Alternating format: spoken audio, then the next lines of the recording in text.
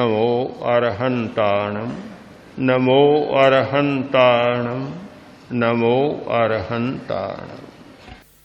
अभी हिंदुस्तान टाइम्स में एक समाचार पढ़ा। 3 दिन पहले एक डॉक्टर एक खोज कर रहा है, एक नई रिसर्च कर रहा है। उसका विषय यह है कि जो शरीर में दर्द पैदा होते हैं वे क्यों होते हैं, और दर्द के समय आदमी मॉर्फिन या कोई नशे की गोली लेकर दर्द का शमन करता है, प्रतिक्रिया होती है, रिएक्शन होता है और नई गड़बड़ियां पैदा होती है। उसकी खोज है कि दर्द को पैदा करने वाले स्नायु, दर्द को पैदा करने वाले फाइबर्स, तंतु हमारे शरीर के भीतर विद्यमान है, तो दर्द का शमन करने वाले फाइबर्स भी हमारे शरीर के भीतर विद्यमान है।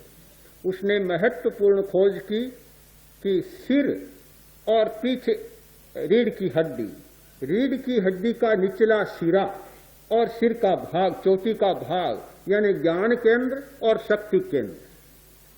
तो रीढ़ की हड्डी का निचला सिरा है, वहां कुछ ऐसे फाइबर्स हैं, कुछ ऐसे तंतु हैं जिनमें दर्द शमन की शक्ति है, दर्द का शमन कर सकते हैं। अगर वे तंतु पकड़ में आ जाएं तो किसी को मॉर्फिन लेने की जरूरत नहीं, नशे की गोलियां खाने की जरूरत नहीं।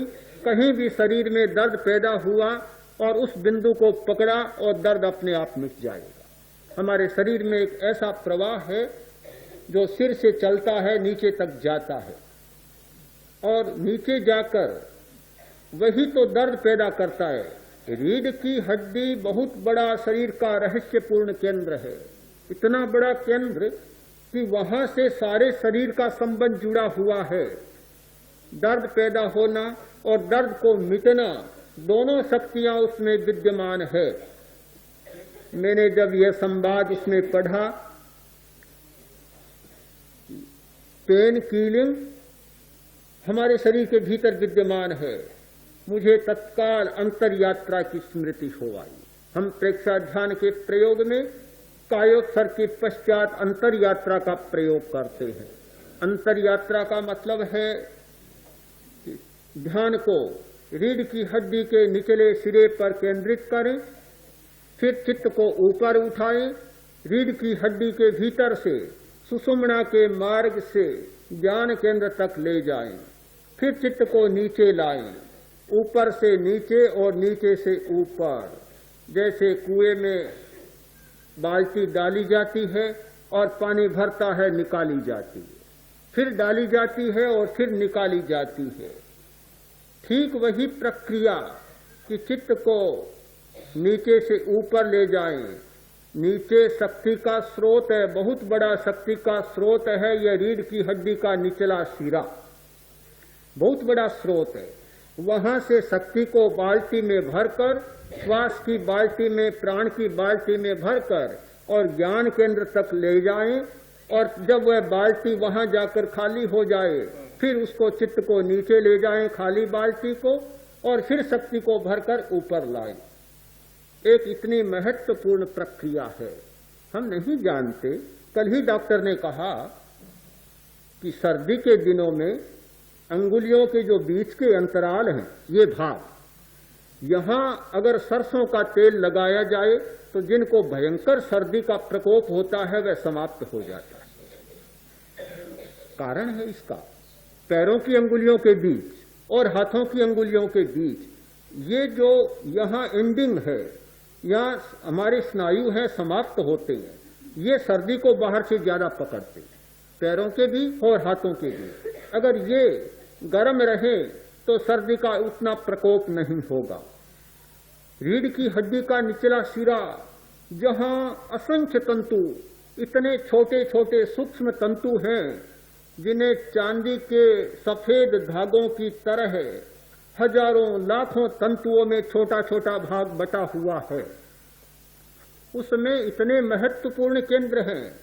अगर हम वहां ध्यान केंद्रित कर सकें, उस बिंदु को पकड़ सकें, तो बहुत सारी कठिनाइयां समाप्त हो सकती है। हमने स्वयं देखा, एक भाई के बहुत दर्द था इस नीचे के भाग में, गहरा दर्द, रोज रात को गोलियां लेनी पड़ती। गोलियां लेने पर भी वह सीधा नहीं लेट सकता, गले पर पट्टा रखना पड़ता, टेढ़ा लेटता।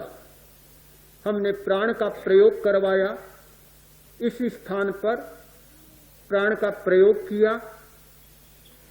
5-7 दिन बाद गोलियां लेनी बंद हो गई, सीधा लेटने लग गया और गले का पट्टा भी खुल गया।